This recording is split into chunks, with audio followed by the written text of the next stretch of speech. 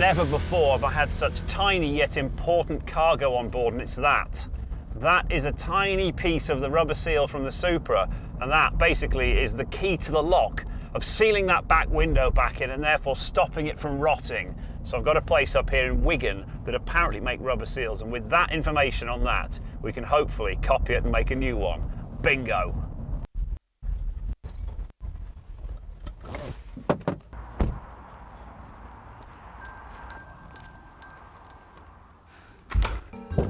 Hello. Rubber D? Yeah. Got something to show you. Something which is very close to my heart and I need some help with big time. Mark IV Toyota Supra rear window rubber seal profile. Okay. Come with me. Oh my word, it's a huge factory. I thought it was just going to be like a couple of geezers sitting there mixing up some molten rubber. This is all for making rubber seals and stuff? Rubber seals and extrusions, yeah. Right, yeah. so how does it start life? So it starts life in its natural form over here. What's that? It's a natural rubber bale.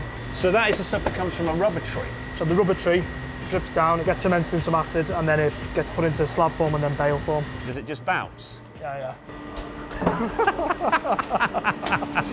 The good thing about this place is there can't be any accidents, any injuries, because it's rubber. If you drop it, whatever, it's fine. It just bounces off and pick it up. But it's still some weight. It looks like fudge. It really does look like fudge. Right, where does this go then? This in the mill. Right, I'll take it over, yeah? Come on then. So what's this? What's happening? What's all the pops and bangs? So it's the air pockets inside of the rubber bale that's basically getting crushed. So what is this process here? This is the milling process of the rubber.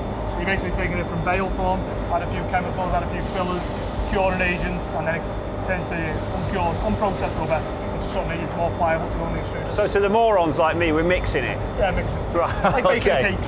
I know you guys do this every day, and this is what you guys do, but for me, this is just like an amazing to see. So I'm assuming that's adjusting the gap between the rollers, right? Yeah. Just the gap, between the rollers. My God, it's not even struggling. Look at that, it's not even struggling at all, it's just munching it.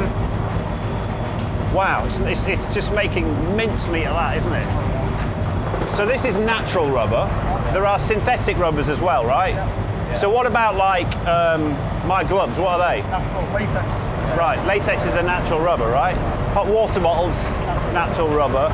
So how long does that mix for? Over an hour. So have you got any that's already mixed we can have a little peek at? Yeah, sure. Sweet, all right, on it. Nice one, mate. Oh wow, stepping into the future. What is that piece of kit?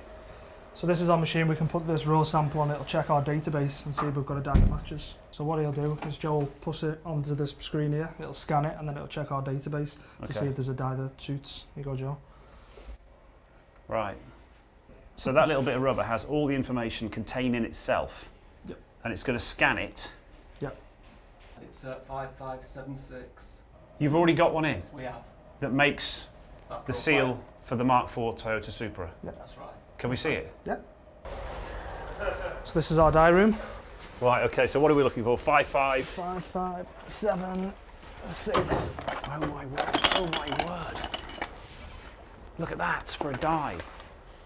So that's a complicated, that is a dye, right? Yeah, that's one of the most complex ones. What does it make? So that makes, I think there's actually a sample up here of that piece profile. No It's way. very similar to that. That is incredible. So this is the good side, this is the business side. Yeah. And I'm assuming that stuff we saw being mixed up earlier on gets pumped, Yes, in the back of there. Yeah. And all those individual legs, you can see them welded up in there. Yeah. And that's what it's got to look like, and that's the negative of it. Yes, exactly. So have a look at R1. There you go. That's it. That's it. Right, where's the crown jewels? Give me the crown jewels. I've lost it. Really? Okay, so that now contains the reverse of the information we need. Yes. So where does that go? Onto the extruder next. Right, to the extruder. To the Come on, extruder. let's do it. Oh, wow. Right, so I've got the dye. Now we just need to cut it off. You do this every day, so this is normal to you, but for me, this is cool as hell. So we basically, right, so that stuff that's coming off there is going to get forced through that little hole. Yep. Right, what's next? We need this, don't we? Yep, I need to go make the profile now. So we're going to make the rubber. So we're going to make the rubber seal. Make the rubber seal. Sweet. To the rubber seal making department. Oh, the extruding machine. That's the one. Right, there it is. Josh, can we get that going? So what does this thing actually do? So what you do, you put in the raw material, which we've seen on the mill over there, which is now in this crate. There's the squidgy black machine. blue tack. Yeah. Exactly. And then a big screw will churn it up and it'll force it through our die plate. Right, so a huge amount of pressure. Any heat? Yes, they have to heat it up. And then in there, you put a bit of heat around the jacket, a big screw, which churns up the rubber and forces it through the die on the end. Well, here it comes, it's coming out. So when he chops it off in a minute, you'll get a sliver of it and you'll see the profile shape. Is it as simple as once it's going, you can literally just let it get on with its job? Yeah. And just keep pumping it out? Monitor every now and again to make sure the size stays. Yeah.